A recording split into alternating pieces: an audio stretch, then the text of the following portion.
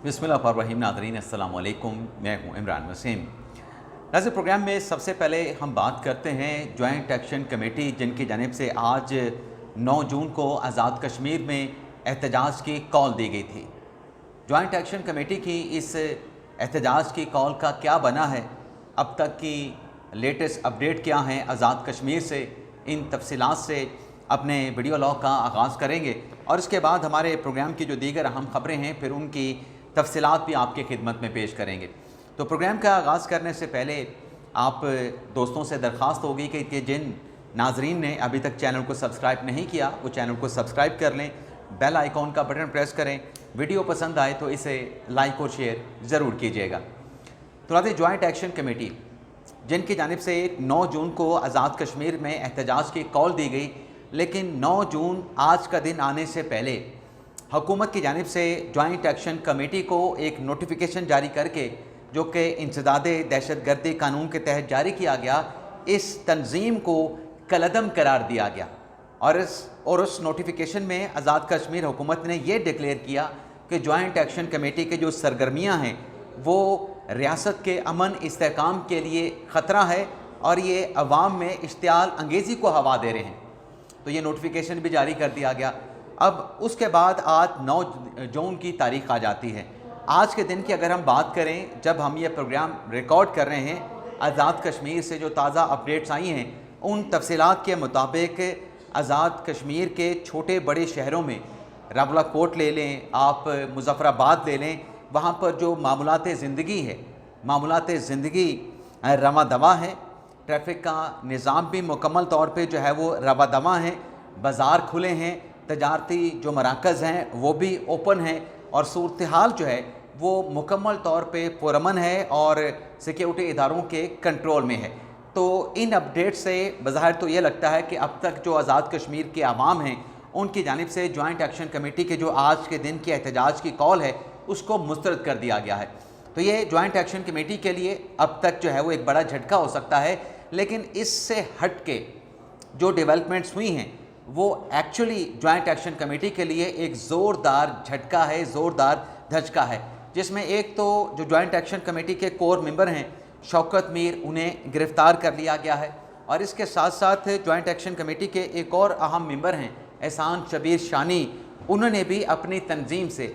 Joint action committee से जो है वो लाताल्लुक़ का जो है वो इज़हार कर दिया है। आज़ाद डिजिटल ने इस खबर को रिपोर्ट किया है कि एहसान शबीर शानी अब जॉइंट एक्शन कमेटी के मेंबर नहीं रहे और उन्होंने इस तंजीम से अपने आप को जो है वो डिस्टेंस कर लिया है, अलग कर लिया है। लेकिन आज इस मामले को लेके जो जॉइंट एक्शन कमेटी की कॉल है और इस कॉल के बाद जो अफसोसनाक इंसिडेंट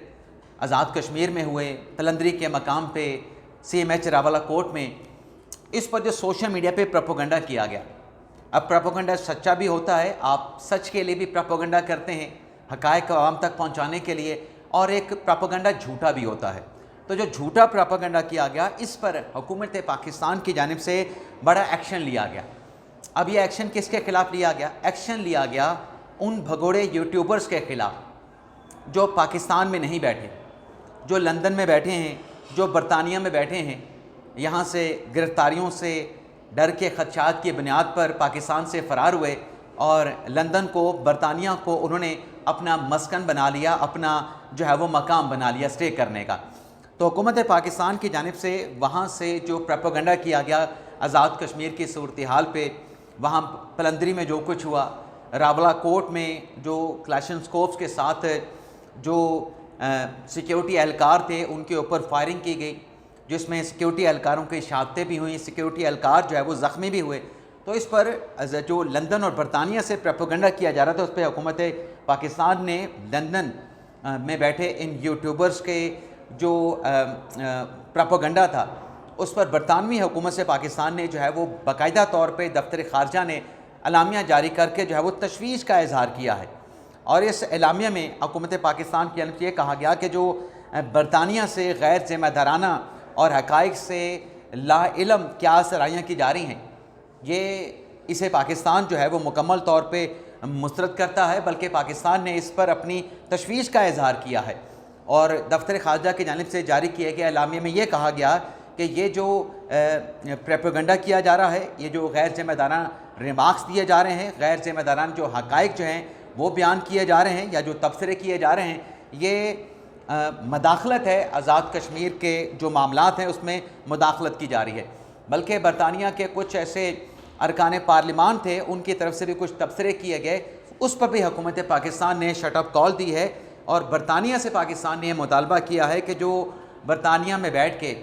پاکستانی نژاد جو کہ شہری ہیں، جو کہ برطانیہ کے بھی شہری ہیں اور جو برطانیہ میں پناہ لے کے بیٹھے ہیں، ان لوگوں کی طرف سے جو کالعدم تنظیم کو سپورٹ کیا جا رہا ہے، پاکستان نے برطانیہ سے مطالبہ کیا ہے کہ ایسے کالعدم تنظیم کو سپورٹ کرنے والے جو ایلیمنٹس لندن میں اور برطانیہ میں موجود ہیں، برطانیہ ان کو تلقین کرے کہ وہ اس قسم کی حماقت کرنے سے، اس قسم کا پروپیگنڈا کرنے سے مکمل طور پہ باز رہیں۔ اور دفتر خارجہ کی جانب سے جاری کیے گئے اس اعلامیے میں جو لندن اور برطانیہ سے جوائنٹ ایکشن کمیٹی کے فیصلوں پہ، آزاد کشمیر کی صورتحال پہ جو ریمارکس دیے گئے، جو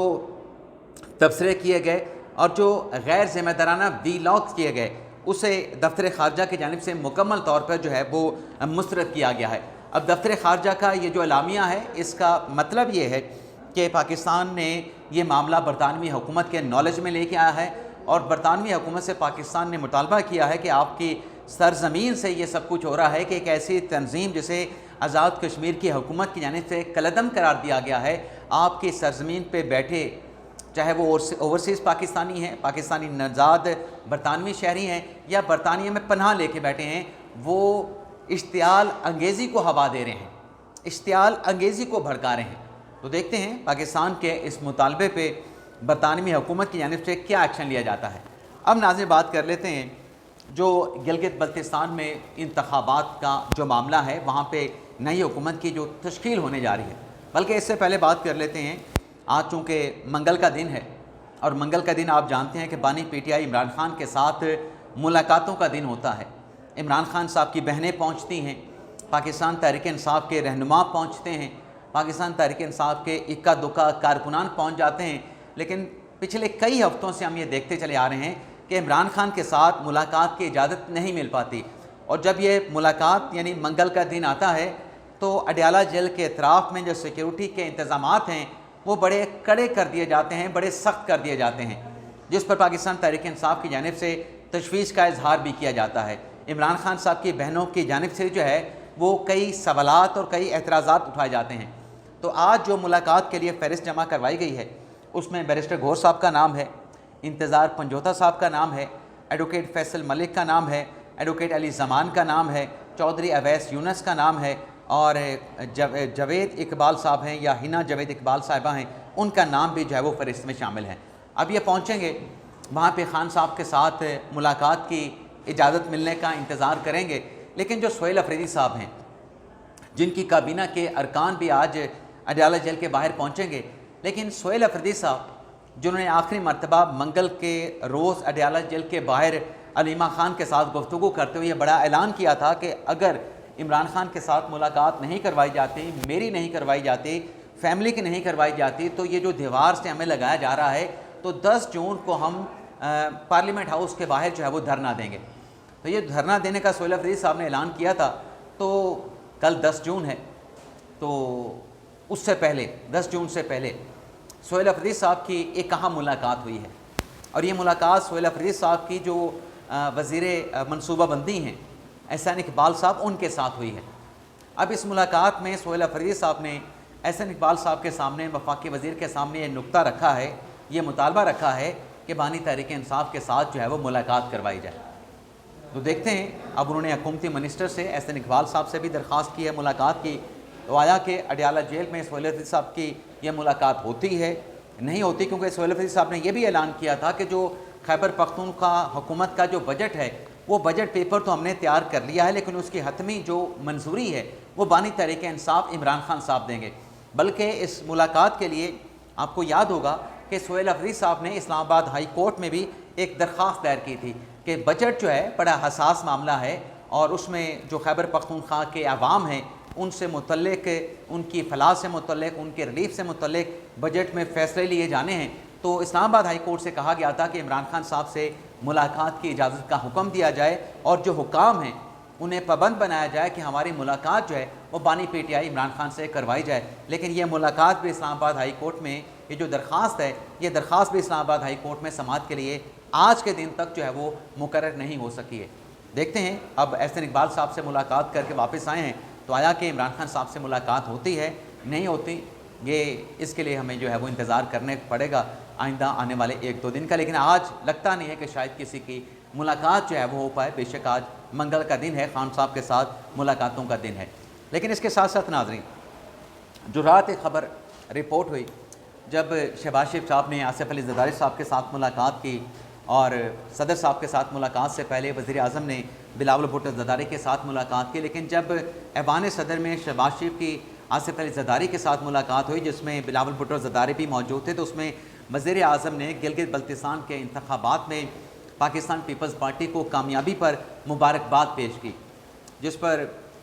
ये भी कहना था शहबाज शरीफ साहब का कि आपने अच्छी कैंपेन वहाँ पे रन की और आप कामयाबी के मुस्तहिक थे, हकदार थे। तो ज़रदारी साहब ने कहा कि बेटा किसका है जिसने गिलगित बल्तिस्तान में जो है इलेक्शन की कैंपेन जो है वो रन की है। तो कल इस मुलाकात के बाद ये रिपोर्ट इब्तदाई तौर पर सामने आई थी कि पीपल्स पार्टी और नून लीग जो है वो मिल के इत्तेहादी हुकूमत जो है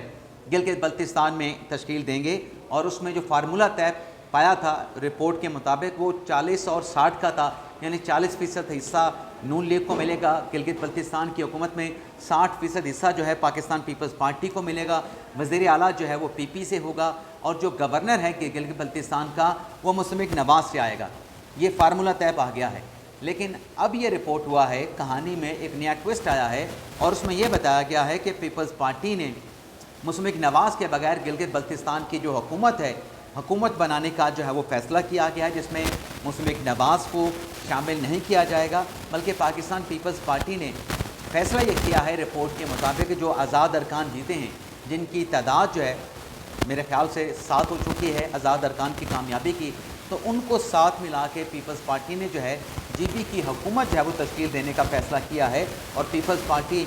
ये कह रही है रिपोर्ट के मुताबिक कि गिलगित बल्तिस्तान में ना सिर्फ वज़ीर आला उनका होगा, बल्कि गिलगित बल्तिस्तान में जो नया गवर्नर आएगा वो भी पाकिस्तान पीपल्स पार्टी से आएगा। यानी पीपल्स पार्टी ने दोनों ओहदे अपने पास रखने का फ़ैसला किया है और आइंदा आने वाले चंद दिनों में गिलगित बल्तिस्तान की जो हुकूमत है उसकी फॉर्मेशन का जो अमल है, इस अमल का मुकम्मल तौर पे आगाज़ हो जाएगा। और रिपोर्ट ये सामने आई है